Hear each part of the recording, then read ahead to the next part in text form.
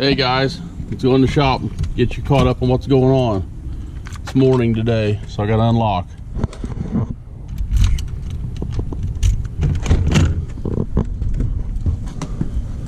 Lights on.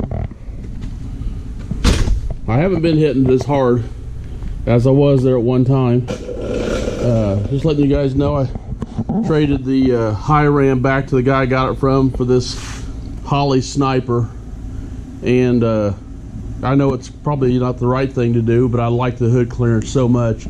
When it goes on the engine, it sets about a ½ inch taller than the alternator instead of 1.5 inches, so I'm hoping to get my hood height down at some point in time in the future. So I talked to you guys a while back, and yeah, about this fiasco here where I decided to try and pierce that side hole for the wastegate with my plasma cutter, and it left a bunch of crusty stuff embedded on the inside of the pipe that I was afraid of. So I started over, and in the process of starting over, I think I've upped my game quite a bit, and I'm in the process of building this one now. So dimensionally it's similar.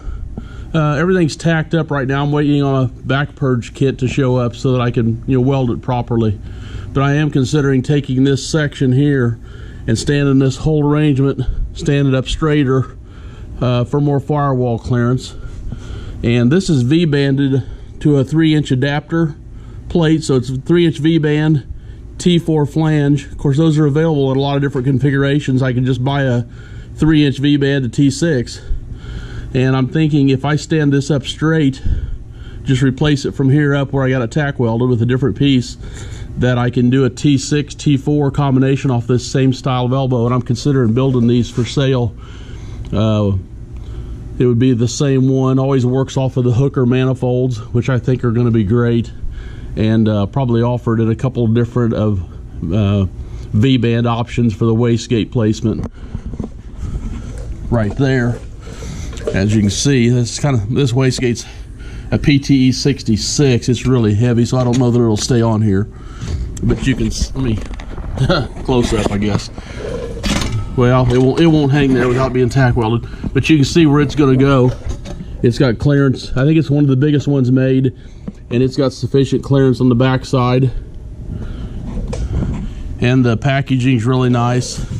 I'm figured on the way this is configured, I can flip the turbo either way. I can stand it up with the exhaust housing to the passenger side, or with the exhaust housing facing the middle, which I'm kind of preferring for packaging. I'm thinking about turning this wastegate around so that I can intersect the exhaust coming out of the wastegate with the exhaust. I just think that's a really nice package. But like I said, with this hot side, the way I've got it going right now, I can spin this turbo completely around. I might have showed that in the previous video, where the cold side is towards the middle and the exhaust is towards the fender inlet.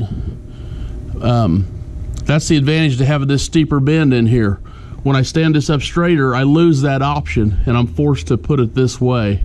And I know most guys want this exhaust pointing towards the fender, and they duck it down and duck it out through the fender, and that's the cool guy thing to do, I guess. But I'm not a cool guy, so I'm going to turn this down, and I'm going to split it off into a V. I'm going to make a V out of a 90, so I get a pair of exhausts coming. So it's 3 inch to 3 inches, I guess, and they're going to split and fan out on both sides, kind of with the idea of aiming out between the oil pan and the tires underneath the car. So, I mean, that's my plan. I don't like the idea of the trick of the week thing with the exhaust going out the fender well. But I also like the turbo pulling air, the cooler air, not from behind the radiator.